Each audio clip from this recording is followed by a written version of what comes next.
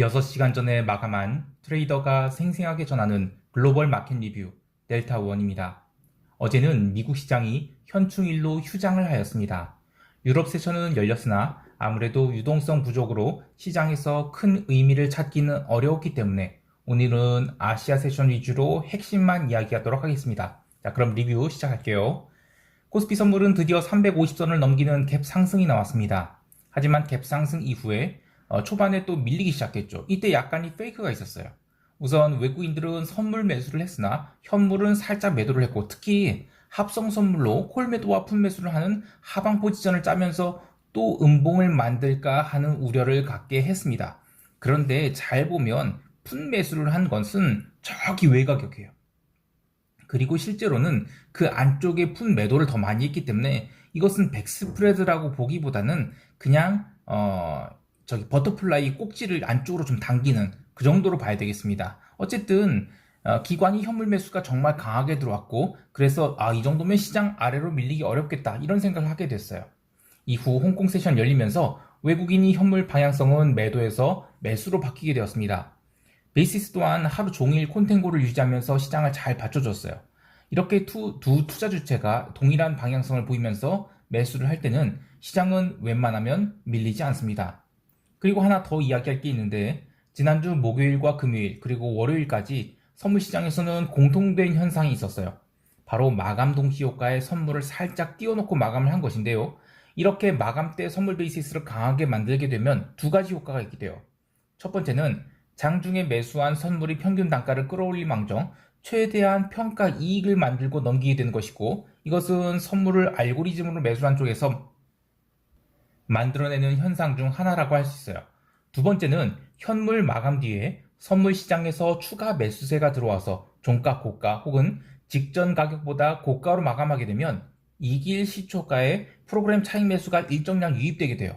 그러니까 시장이 갭 상승할 요인이 있다면 장 초반에 조금 더 고가에서 버틸 수 있게 해주고, 반대로 갭 다운이 나온다 하더라도 갭이 크기를 줄이게 하는 역할을 합니다. 이 모든 것은 시장이 상승으로 전환될 때 나타나는 현상이에요. 따라서 월요일부터 이렇게 강하게 올랐다고 해서 이제 숏 봐야지 이런 생각은 하지 않는 게 좋습니다. 물론 이번 6월 말 만기가 이제 10일 정도 남았죠. 오늘 시장을 당길 때마다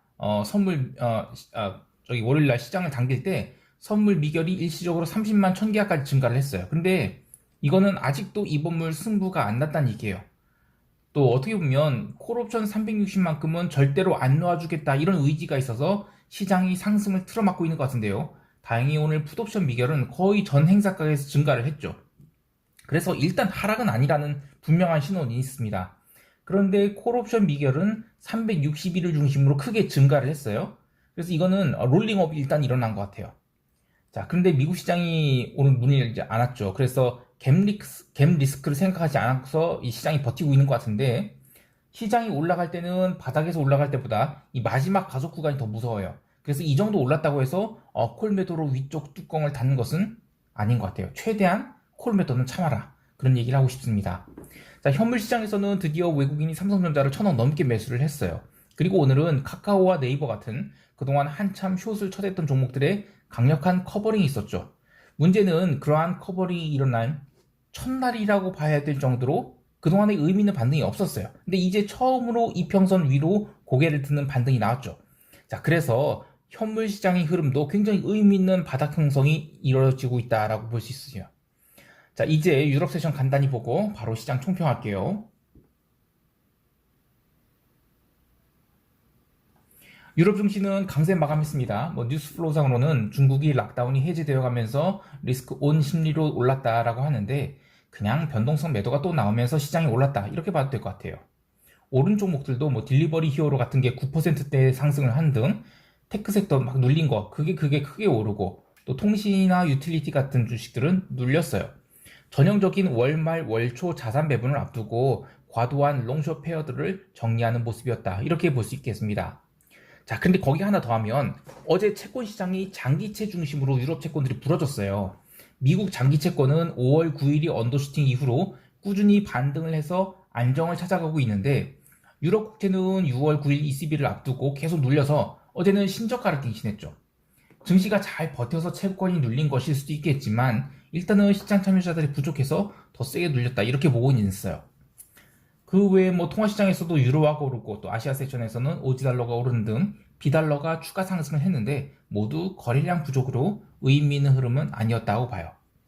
상품 시장에서는 브렌트 기름이 결국 120달러 넘겼습니다. 7월물 기준이고 이것은 5월 31일이 최종 거래일이죠. 그래서 일반인들은 거래할 수 없어요. 8월물은 117.7달러까지 올랐어요. 그래서 텍사스 기름도 많이 끌어올렸는데 참고로 8월물 텍사스 기름과 브렌트 기름 스프레드는 지금 3달러도 되지 않아요. 그러니까 특별한 고평가나 저평가 상황이 아니라는 것이죠. 그래서 그냥 가격 맞춘 정도로 보면 되고 따라서 월요일이 원유 재고 발표 이후에 눌리면 눌리는 거지 그 전까지는 굳이 텍사스 기름 숏 먼저 쳐서 스트레스 받을 필요 없겠습니다. 자, 이제 시장 총평하면서 대응 전략 이야기할게요. 우리 시장은 전일 미국 지수 선물이 추가 상승으로 갭 상승 시도가 있겠지만 갭 상승의 매도가 아닌 여전히 풋 매도 관점으로 시장을 보고자 합니다. 다만 하루 종일 횡보한 장이 나올 수도 있기 때문에 기존 풋 매도 포지션을 크게 키우기보다는 유지하는 정도로 대응할 생각인데요. 여하튼 시장을 부정적으로 보지 않고 있습니다. 오늘도 시장 베이시스가 양호한지 그리고 프로그램 매수는 계속 시장을 받쳐주는지 현물 투자 추세를 잘 살펴봐야 되겠습니다. 아울러 수요일이 한국 시장 선거로 휴장이죠. 그래서 이 부분에 대한 선제적 대응이 나올 수 있다고 보는데 그렇다고 옵션 매수를 하기에는 여전히 옵션이 비싸다고 보기 때문에 뭐 그런 흐름은 장중에 국한될 것 같고 그래서 오늘도 콜옵션 매수는 자주 못하겠어요. 그리고 푼 매도만 노리겠습니다. 자, 해외 시장에서는 이탈리아 국채 매도 포지션 계속 늘리고 있어요. 이제 거의 1대4까지 매도를 했어요. 독일 국채 매수 1회, 이탈리아 국채 매도 4까지 올렸는데 자, 이제부터는 독일 국채 밀릴 때마다 또 조금씩 매수를 해서 해지를 하도록 하겠습니다. 그리고 나스닥 선물 매수는 계속 홀드해서 13,200선까지는 들고 가도록 하겠습니다. 자, 오늘 하루도 성공 투자하시길 바라고요.